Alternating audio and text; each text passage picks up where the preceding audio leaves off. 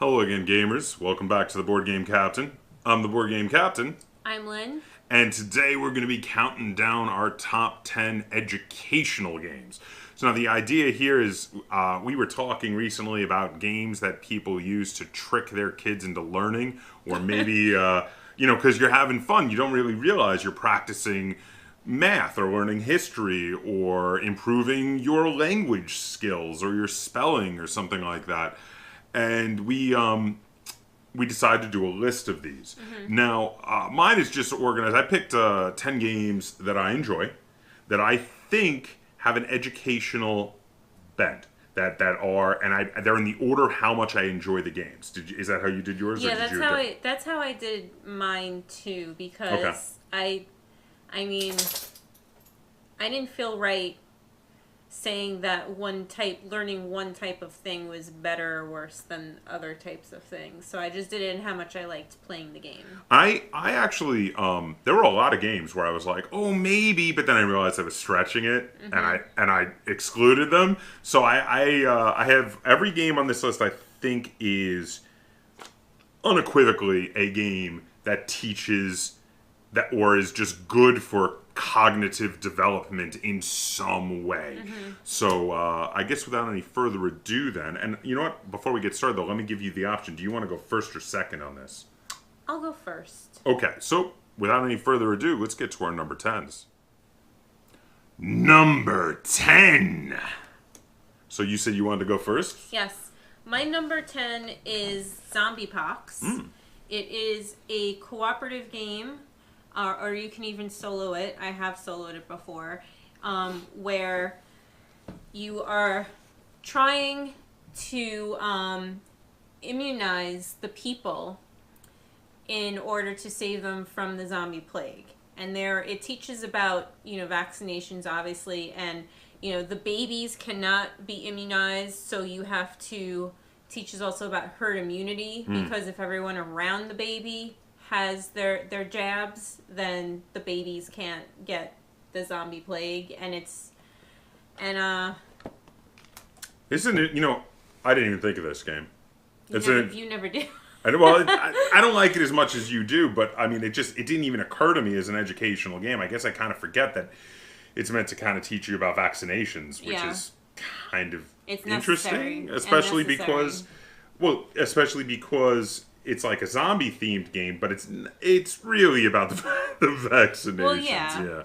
So, all right, well, that was your number. My number 10. 10. So, my number 10 most educational game. I don't know how to say that. My number 10 game on my educational games list is Wordsy. Now, this one is about teaching people how to spell and how to use language to their advantage. The game itself feels like it takes inspiration from two classic word games, which, in my opinion anyway, are Boggle and Scrabble. I can never remember the name of Scrabble for some reason. So you line up letters and you have points cards beneath them. It looks like that, and you have to try to make words the best point words you can out of the letters you have available to you. Larger words usually mean more letters and therefore better points. It really helps with language building, vocabulary building, as well as spelling, because if you misspell it, you're not going to get the points. So this is, again, it's actually a fairly easy and basic game, and it plays really quickly. But if you have kids that are at that age where they really need help with those sort of things, like elementary school age, this is actually a really great game for that situation. Did you have anything you want to say about Wordsy? No, not really. Okay, well, there you have it. Number 9. My number 9 is a game that teaches teamwork and communication, and that game is Minnow and Tory. What you do is, on the back here, you each sit on one side of the board, and you have to collect the different items that Minnow and Tory, who are the aliens, the story is their spaceship crashes, and then all their belongings get scattered all over the cornfield, and you have to work your way through the corn maze and pick up all your belongings before you can fix your ship and go home. And so you have to communicate with the person on the other side of the board, because on your side you might not be able to get to something, and you can say, like, I just need to go a little bit to the right, and they have a place on their side of the board where they actually have a little hallway where they can go to the right, and it's fun, and it's fast-paced, and I don't know. And I'm with you on this, actually. Yeah. I didn't think of it, but you're right. It is very good at like team building and teaching cooperation. I agree. And communication. You have to be clear. Yeah. You have to be clear and quick. Clear and concise. Because also, my right is your left. You have to kind of... I just point. Go that way! So, no, but I agree. And that's for like young elementary school age kids. 6+ is the age on it. So yeah, that's really good, especially if you have siblings, teaching them to work together. So my number 9 is Nitwit. Now, Nitwit is a game that really teaches critical thinking as well as thinking outside the box and categorically thinking, because the idea here is you take turns placing these spools with numbers on them on the table, and you draw these little cards that have categories written on them, as you can see there on the back of the box, and you put them in a clothespin, which is attached to a thread that then you loop around one of the spools. But as people place more spools inside of some of the ropes that are already on the table, and then put more ropes on the table, so you wind up with things that have lots of different categories around them. Like the example given on the back of the box is living and mythical.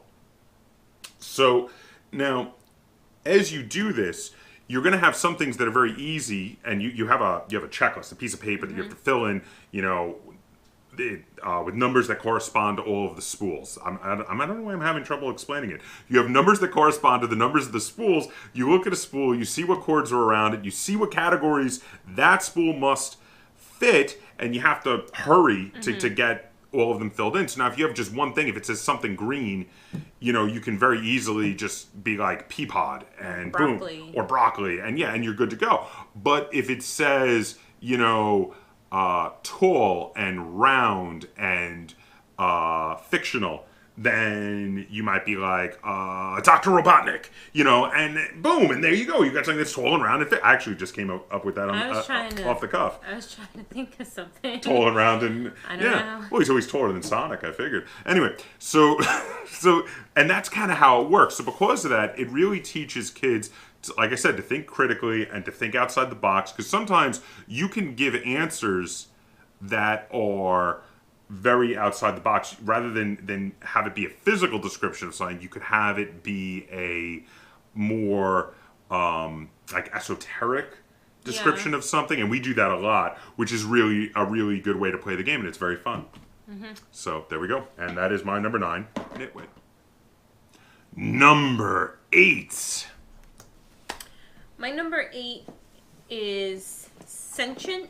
And I picked this because all the cards that you're trying to get have some of them are quite easy, little math equations. Some of them are a bit harder. Or more difficult would be the correct word. I think it's kind of like middle school grade math. Yeah, there's some that are just like the number on the left must be less than or equal to the one on the right, but then there are a couple cards where there's there's parentheses involved in the math equation, which is the number on the left plus the number on the right must be greater than or equal to 10, as an example. Yeah. I think they have cards that are kind of like that. So and that's just it's pretty light on the math, because it's just for counting up your points. So I mean, because you only get points if you qualify for it. Yeah, you only get points if the numbers make the equation the correct. equation valid. Yes. So you don't actually have to do the math. Well, you do, but you know. You do have to do the math. You do have to do the math, yeah. but. And that is just actually to get points. That's a great one. Good choice. Yeah, no argument with me on that one. So I also have a game that teaches math, and it's actually one of the games that really inspired this list, and that is Straw. Is my number 8. Now, Straw is a game that unfortunately I believe is out of print right now, but in my opinion, this is a game that should always be in print because this is an amazing game for, this tiny little, incredibly affordable game that is so useful at teaching basic arithmetic and subtraction. Because the idea is you're playing out the fable, the straw that break the camel's back, and you're playing out cards that are cargo you're loading up on the camel. If you go past 50, you break the camel's back. If you're the one who breaks the camel's back, you get no points for the round, whereas everybody else gets points.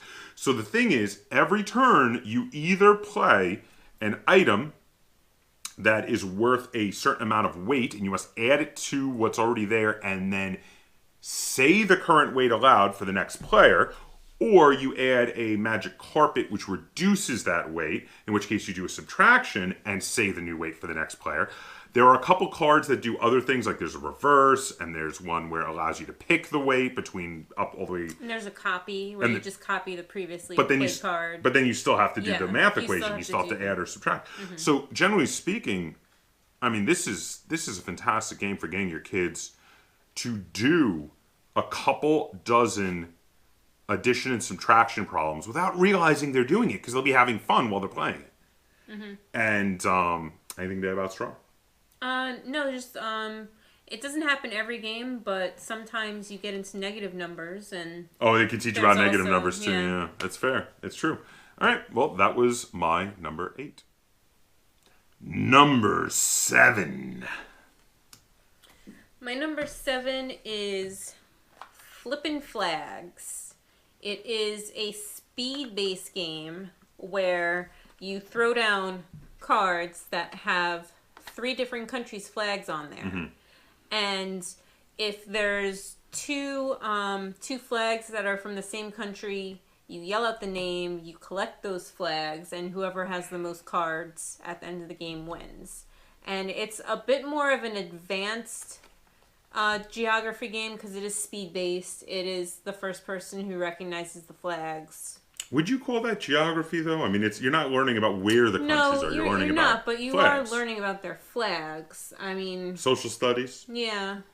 I would say social studies, yeah, because you're learning about the flags of the world, basically.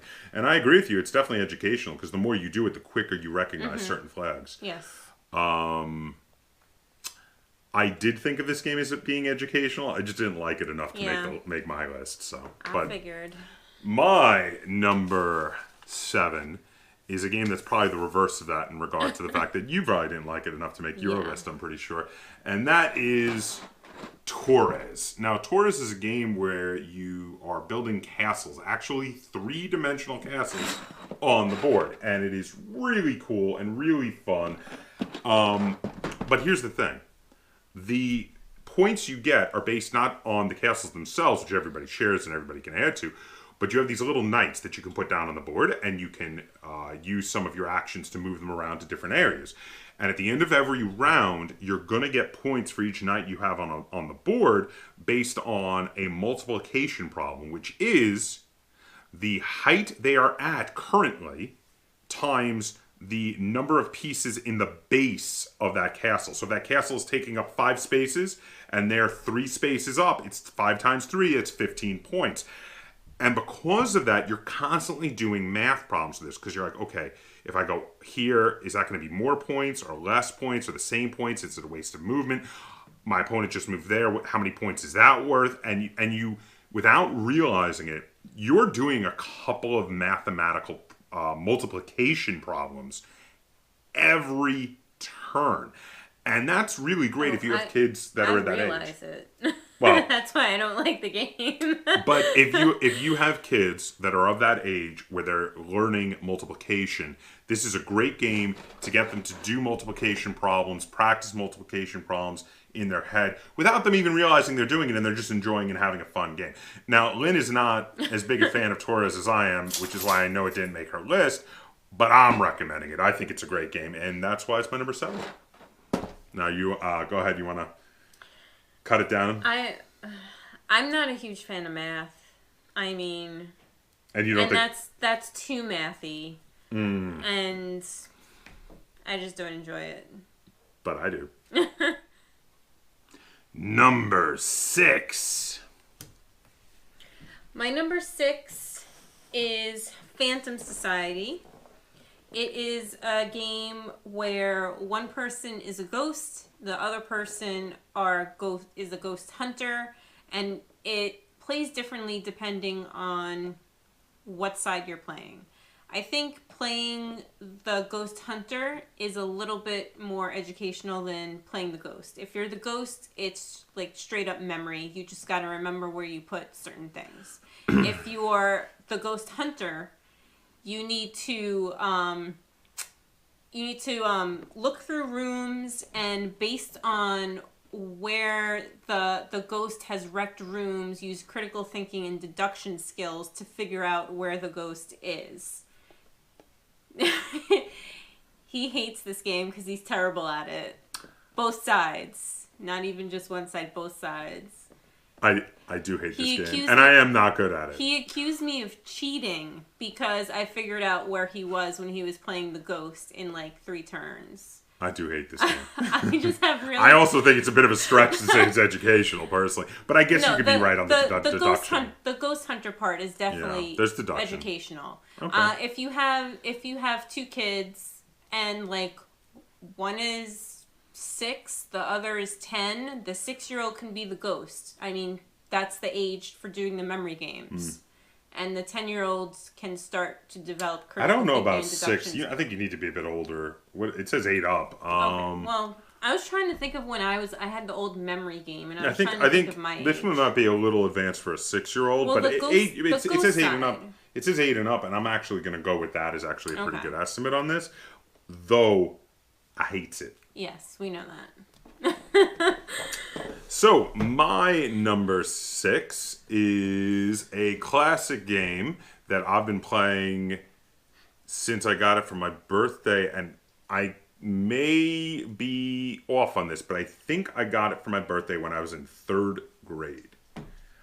It's weird that I remember that, but I've actually played the heck out of this game, and I think that's when I got my original copy, though this is a newer, updated copy we picked up, and that is Scattegories. Now, Scattegories is a game where you roll a die. The die has different letters on different sides. You start a timer, and then you each try to come up with words in a group of categories that you have a sheet on over in front of you with a little blind in front of it. And you have a bunch of categories and then a sheet to come up with the different words that for those categories that start with the correct letter. So it teaches language skills. It also teaches time management because you have to do it fast and come up with all the answers by the time the timer runs out. It also teaches you, because if you come up with the same answer as one of your opponents, what happens is they cancel each other out. It teaches you to try to think of less common words, so increasing your vocabulary. Because, for instance, it says T, and it says, let's say it says a animal, and you're like... People say tiger? Yeah, and you don't want to say tiger, so you're like, what can I say that is T that no one else will get? And you go, tiger moth. A tiger moth is an animal, and a tiger moth is something that no one else is going to get. I'm writing tiger moth. And that's awesome. Or you could say triggerfish, or, tarantula. Maybe no one's going to say tarantula. And it's really cool in the way that it makes you want to increase your vocabulary so that you can do better at the game. And that's why I think it's a good educational game. What do you think? I agree. I didn't really think of it, though. Well, if that's it, then we're going to get on to our number 5s. Number 5. My number 5 is junk art. You're just double checking that you had that as your 5? Yeah, I was double checking what I wrote down, the teaching Oh, did you actually write notes to the fact that it's fact that it's educational. So I wrote down that junk art is good for teaching hand-eye coordination. Okay. Well, because you're placing the... No, this is the symbol for stretching it. What? I think you're stretching it a little bit, but okay, go on, I'm listening. Well, you're building structures using these big wooden pieces, and you have to, If anything, I would say it's a better way to teach kids about kind of engineering in a very basic way about how to make structures more stable. Because there are ways to make it stable and ways to make it unstable. But also, you need the hand-eye coordination so you don't just slam into your structure. That's fair. I think this might be the biggest stretch on your list so far. But okay. But I love this game. I do love this game. It's a fun game. I don't know. It can play up to like 6 or so people. So a full family plus... Yeah, we've played it. We've played this game a lot. We've had it for a couple of years now, and it actually hits the table quite a bit because it's so accessible. It's very you can play it with people of all ages, people who have never played modern games before, and it's a very accessible, very easy to learn, easy to teach game. And every game is different since you only use 3 of the city cards. And each city is a different set of rules. Yes. You do 3 rounds, and each round is like a different game. It's it's like a bunch of mini games, which is really kind of cool. I agree, it's a great game. So my number 5 is one that I know Lynn will definitely agree with because it was already on her list. It's our first crossover. This is our first crossover, and that is Sentient. And Lynn talked about it a lot then, and I talked a little about it then. It kind of has some mathematical equations that follow the order of operations, which is something that middle schoolers usually learn. So actually, again, this is another one where you can teach people, you can teach kids to be doing math problems without them really realizing that they're doing it, because they're just playing a game and they're just having fun. But they're doing math problems again and again and again and again, and in order to get the points, they got to do them correctly. So, because if you get to the scoring round and you go, "Oh, I get points for this," and someone goes, "No, you don't," because you got to do the stuff in the parentheses first, so you did it wrong. Suddenly, being better at math is beneficial to winning this game. So there you go, Sentient. Number 4. My number 4 has already been mentioned before on this list. It's our second crossover. Yeah, it is Straw. It's a good game to teach basic math without kids realizing that they're learning math. I recommended this game to someone, someone I work with who knows about the fact that I do this channel and that I'm really into gaming. And they said, "Hey, I'm looking for a game to get my kids to improve their basic math skills." I said, "Well, what level of math are we talking about?" And they said, "Addition and subtraction." I said, "Oh, do I have the game for you?" And it was after that I realized it was out of print, but I was able to find them a copy. And they told me that their youngest said to them, "It's weird because I'm doing math, but I like it."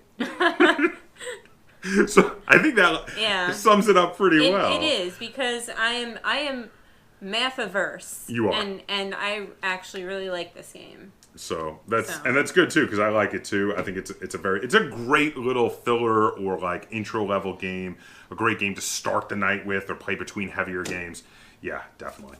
So my number 4 is Barron Park. Now, Barron Park is a game that really helps you to teach you spatial awareness, and as well as planning ahead, because the idea is you use these Tetris-shaped pieces to cover up your board, and the quicker you cover it up, so the larger pieces you can use to cover it up with, the better you're doing. So as you are covering them up, you're building your bear park. And you also want to cover up symbols, which let you draw more pieces that you can use later. And again, the better you budget for using bigger and bigger pieces, the quicker you're gonna go through building your park, and the more points you're gonna get, and the more likely you are to finish your park by the end of the game. So, like I say, I think it's really good for teaching planning and spatial awareness. I think it's a really, really great game. Mm-hmm. What do you think? I agree. Oh, all right. And that is Barron Park. Number 3. Now, this is our creme de la creme, our top 3 here. My number 3 is Flags of the World. I knew this would be on your list.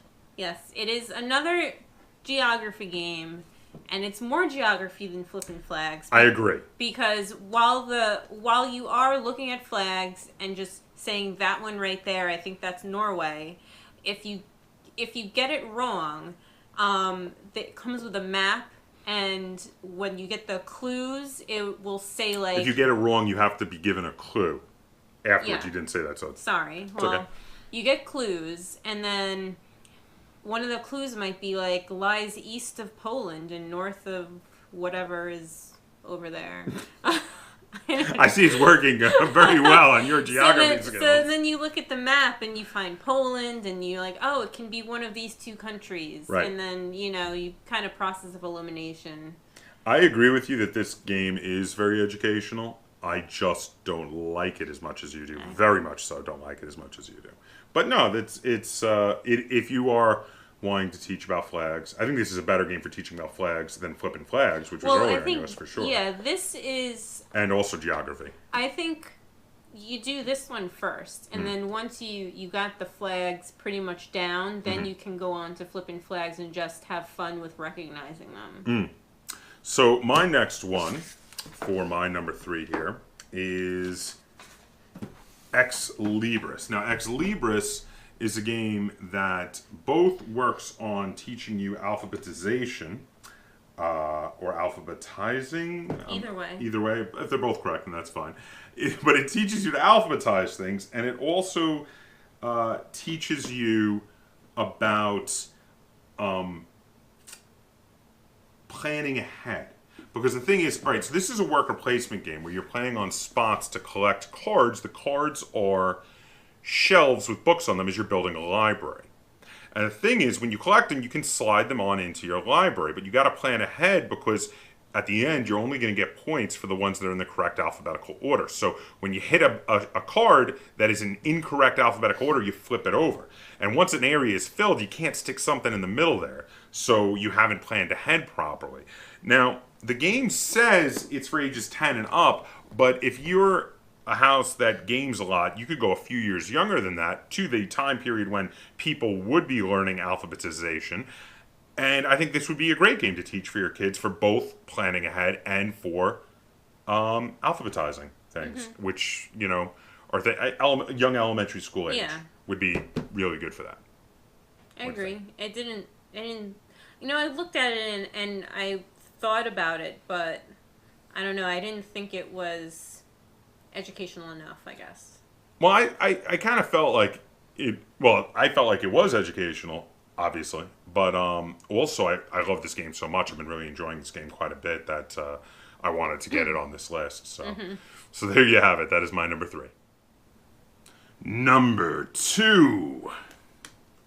My number 2 has already been mentioned as well. Third crossover. Yeah, it's Barron Park. Good for spatial awareness, as you said, because you have to fit the little puzzly Tetra-shaped pieces. You know what they say? Onto your board. Great minds think alike. And yeah, the bigger, crazier pieces, the more you can get on your board, the faster you're gonna fill it up and complete your bear park and win. Indeed. And since you already talked a bunch about it. Now my next one, though it's not mentioned on the box here because I don't think it had gotten it at that time, I believe later was given a Mensa Select Award because this is an amazing game for teaching people about spatial awareness. Lanterns is a game that is a tile laying game where you're trying to match up colors while also thinking about the direction the tile is facing, because you get a lantern card based on the colors you matched, and then everyone gets a lantern card based on what side is facing them on the tile you placed. So if you're playing 4 players and you place 2 whites touching and a red facing you, and the other sides are green and white, well, you get a white card for the 2 white lanterns that touched. You get a red card for the red one that faced you, but the other players get a green, a white, and a white for the sides that were facing them. So you have to plan ahead and figure it out and what's going to give you the best combinations of cards, because later you trade those cards in for points. And so again, you're trying to plan ahead. You're trying to use spatial awareness to get the best points. And this is just one that gets people using critical thinking. It gets people planning ahead and using hand management skills. And obviously, as it's not just me, Mensa also liked it. I feel like I'm justified. Yeah, it's a good game. I enjoy it, and it does. I agree with everything you said. There you go. And now it is time for our number 1. My number 1 is Potion Explosion. It helps develop pattern recognition, and I don't know, maybe even cause and effect when you pull out. Okay. You pull out the marble, and then the 2 click together. I thought about putting this one on my list and didn't because I thought it was too much of a stretch. Well, but I'm not. But considering that I almost put it on my list, I'm not going to give any garbage for it. Well, I thought it was more with pattern recognition. That's exactly what I was thinking. I just thought of the cause and effect thing. Actually, the cause and effect is the reaction of the 2 molecules sitting together is also a good reason. But yeah, the pattern recognition was the reason I considered it for my list. Mm-hmm. So. And it's a fun game, and I mean, everyone likes wizarding and potion making. I don't think it's ever gone over poorly for us. We've always had a good time playing this game. It's fun, and it's like playing one of those stupid games on your phone, but like a puzzle game in real life. Yeah. And it does, it gets it also works good with planning ahead and critical thinking, because you look to set up chain reactions. Yes. Yeah, so I do agree.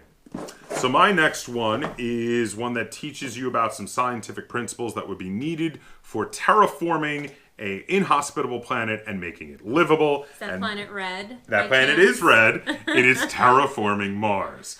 So now there's the rule book in this, which I know it doesn't come out during the game, but the rule book has brief asides on the real science behind terraforming a planet, which I think is a brilliant thing to have in the rules. Is really cool. And plus, a lot of the things you actually do are things that would be necessary for turning a lifeless planet like Mars into a livable planet for humans. So the main things you're trying to do is you're trying to increase the temperature, increase the oxygen in the atmosphere, and have oceans on the surface of Mars.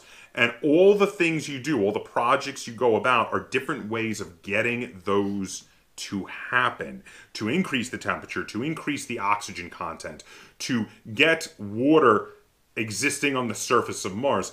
And they're all, a lot of them are real scientific theories or fact about things that could be done if we were to terraform Mars. So it has an air of realism about it. It teaches about some scientific theories, and because of that, now this is quite a bit more advanced than most of the other games I've chosen, both in regard to the game and in regard to what it's teaching. I believe it's like 12 and up. Let me see. What did they say? Oh, there it is. Yeah, 12 and up. You're right. You were right on the nose. So, but that being said, if you're playing with, the tween to teen kind of age group, this is a great game for getting people interested in science. Because a lot of science, especially in school, can be kind of dry and boring, but this is kind of cool science, talking about terraforming a planet. It's an interesting subject. Mm-hmm. I didn't actually think of this as educational at all. I was looking over just looking over all our games, and I was like, went past it. Past it. Didn't even think of it. Now here's a question. After I made my case for this being educational, are you convinced, or are you still thinking I'm stretching it too much? Well, I didn't know about the rule book thing. That reminds me, I think Jules Verne would be proud of that rule book. Well, yeah, they do. It's so... Let me see if I can get the rule book out here. It's so cool that they did that. They add in these little things, like, oh, look, a terraformed Mars. Each air... Oh, no, that's part of the rules. Whoops. I was trying to look for... We'll flip a page. Oh, here we go. The most important parameter of terraforming is the oxygen level. Without a breathable atmosphere, Mars is not livable. Not terraformed, Earth's oxygen content is 21% of the atmosphere, or 0.21 atm. At higher altitudes, this decreases the atmosphere and becomes thinner. At 3,000 meters, the oxygen level is 0.14 atm, and there are few major cities at this altitude. So it starts talking about, well, you're trying to raise the oxygen level, and where is it getting to the point where people could actually be without their suit? So they say, well, when you get to the point where you're at least at how it is at high altitudes at Earth, at that 0.14 atm, people could breathe. They might be a little short of breath because it'd be like being on top of a mountain range, like at Denver, Colorado, but it's breathable. And the thing is, they go into these little asides, and they're freaking great. Like when I was reading this, I found them incredibly enjoyable, and I would definitely read them. So I do dig that. I like that it teaches some science and it makes it cool. So there you go. So what do you think? Yeah, I guess I didn't think of it, but you made your case. I convinced you? Yes. Oh, wow. Check that out. So, there you have it. Those are our top 10 educational games. Comment down below and let us know what are your favorite educational games. You can also comment down below and let us know what you think of our choices. You can tell me if you think that Terraforming Mars is stretching it too much. Let me know. And if you enjoyed this video and you'd like to see us do more top 10 lists like this, be sure to give it a like. Share it on all forms of social media. And if you haven't already, please subscribe to the Board Game Kaptain. That's Kaptain spelled with a K on YouTube. And until next time, game on.